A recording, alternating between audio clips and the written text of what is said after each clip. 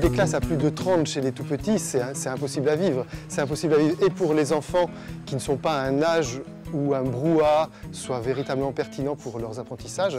Et en même temps, mettez-vous à la place des enseignantes, ça n'est pas jouable. Il faut on est dans un monde de gestionnaires, il faut qu'on revienne à un monde de personnes qui prennent en compte aussi l'humain et donc, en l'occurrence, nos enfants. Je constate que depuis plusieurs années, on est dans une optique de casser l'école publique pour favoriser l'école privée. Et j'aimerais vraiment qu'on lutte contre ça parce qu'il faut garder cette école publique de qualité pour nos enfants. En tout cas, dans cette ville, on pense qu'il faut, quelles que soient les circonstances, quelles que soient les responsabilités, les autorités qu'on a en face de nous, quand ce n'est pas acceptable, il ne faut pas l'accepter, il faut se mobiliser. L'ensemble des parents d'élèves, nous mobilisons pour que dans les 15 prochains jours, notre voix soit entendue comme il se doit. Donc plusieurs actions ont été envisagées. On attend d'avoir que le consensus soit trouvé entre l'ensemble des parents pour que la forme soit celle qui convienne au plus grand nombre.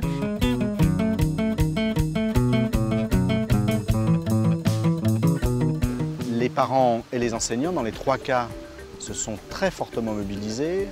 Je pense qu'en totalité, on a dû faire 6 ou 7 délégations auprès de l'inspection académique, jusqu'à quasiment la fin du mois de juin. Je pense qu'il y a bien quelque chose sur lequel on ne peut pas faire de réduction budgétaire. C'est bien l'enseignement, c'est l'éducation. On les voit dans les classes, déjà à 27, 28 élèves, c'est compliqué. Au-dessus de 30, on se demande sincèrement comment vont pouvoir faire les enseignants et quelle est la qualité de l'enseignement. Moi, en tant que parent d'élève, j'ai vraiment le sentiment qu'on nous fait subir ça à répétition. J'ai 2 enfants et ça fait déjà la 3e fermeture de classe qui nous pend au nez et contre laquelle on doit se battre. C'est des enjeux majeurs pour l'avenir de nos enfants. Donc si on considère qu'on peut les entasser dans des classes et conserver le même niveau d'enseignement, c'est juste illusoire et aberrant. C'est dur pour nous en tant que parents, c'est anxiogène, ça demande beaucoup d'énergie. Et voilà, c'est pas rassurant dans l'école de la République aujourd'hui d'être dans ces conditions.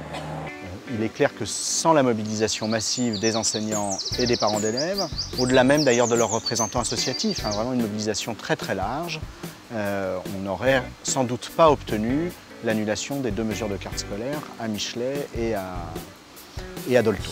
L'équilibre des classes est sauvegardé puisqu'il y a 3 fermetures et 3 ouvertures. Donc cette mobilisation, elle a payé à tout point de vue et dans l'intérêt en premier lieu des enfants et du démarrage des tout premiers apprentissages.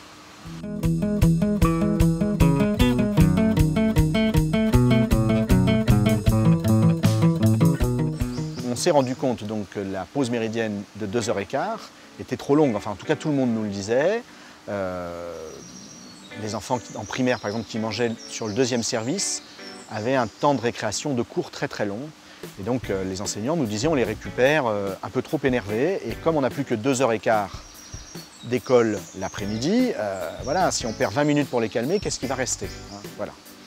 En sachant que ça, les 2h15 l'après-midi, c'est le décret, c'est complètement indépendant de la volonté du maire de cette ville comme des autres maires. Donc on a proposé de réduire la pause méridienne d'1 quart d'heure, ce qui fait que l'école finit à 16h15 au lieu de finir à 16h30.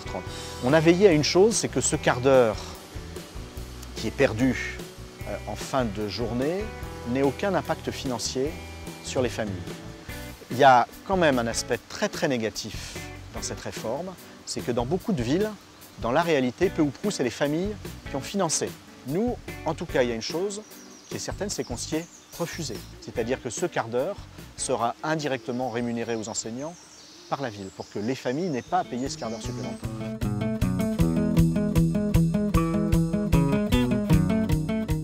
Alors cette année, à la rentrée, une continuité de développement des outils informatiques dans les écoles. On a profité du câblage de toutes les écoles et de toutes les pièces pour permettre l'accès à Internet dans toutes les classes des écoles de la ville.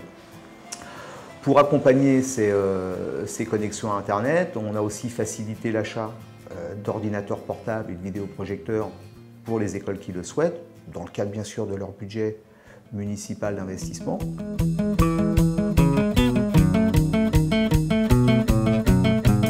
Cette année, on a profité des vacances pour faire encore quelques travaux d'amélioration des bâtiments scolaires, de l'accueil, l'intérieur et l'extérieur, des travaux de sécurité aussi bien sûr. Et notamment à l'école Romain Rolland. Tout l'extérieur de l'école a été finalisé cette année. On peut d'ailleurs s'apercevoir qu'elle est très jolie et très agréable à regarder. Je pense que c'est un vrai plus pour cette école. On a refait entièrement la cour de l'école Pasteur élémentaire. Le secteur éducatif, l'enfance, c'est un secteur prioritaire dans la ville de Fontenay-sous-Bois. Donc l'ensemble des moyens sont mis en œuvre à la réussite de ces élèves. On essaie de travailler collectivement avec la communauté éducative à la réussite individuelle, collective de chaque élève, de chaque enfant, et ça à tous les moments de la journée. Bien sûr, ça ne s'arrête pas au temps scolaire. Ça concerne aussi les temps périscolaires, le matin, le midi, le soir. Ça concerne aussi les centres de loisirs du mercredi, des vacances scolaires, mais aussi tous les moyens annexes éducatifs, les classes de découverte, les centres de vacances, les moyens culturels énormes mis à la disposition des enseignants, tout ça pour la réussite des élèves de Fontenay. On va souhaiter à tous les élèves et à toute la communauté éducative pour cette rentrée scolaire une bonne année scolaire pleine de réussite.